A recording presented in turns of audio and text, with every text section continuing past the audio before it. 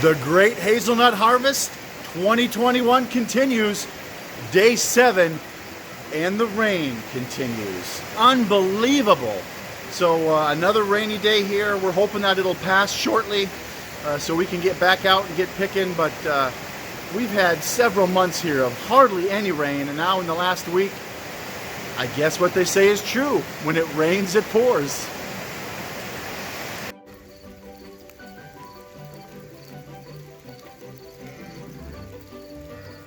Well, we got a few more new sheep and a ram. So that's what you see, the mark on the back of the sheep. That means the ram is, well, doing his job, I guess you could say. So here at Nut Haven, we have the rows that are 10 feet. 10 feet between rows here. And as you can see, over time, it really starts to grow together. So just a little frame of reference here. And so we'll be doing some pruning after we get done picking here on those dead branches, those ones that are damaged, and then we'll wait till the spring to really clean things up after pollination so that we can ensure that we get as much pollination as possible.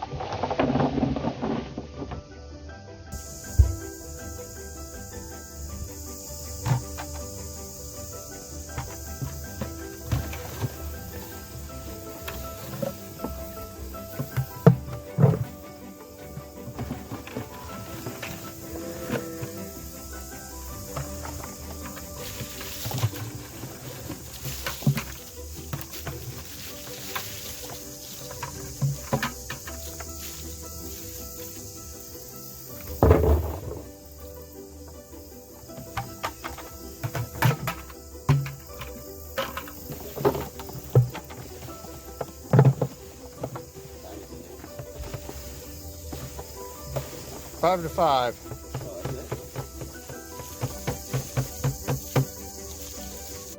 Well, it's the end of the day here and we're getting all the nuts put inside of the bin. It's been a good day of picking. We started out with torrential rains and then it got nice with a breeze and the day ended up being pretty unbearable. The wind went down, the sun came out. It's been pretty hot and humid here, but we persevered. And so we've got some nice nuts to put in the bin. Let me show you. So we'll get that big tub of nuts. It's not going to fit, so we're going to have to scoop it out here.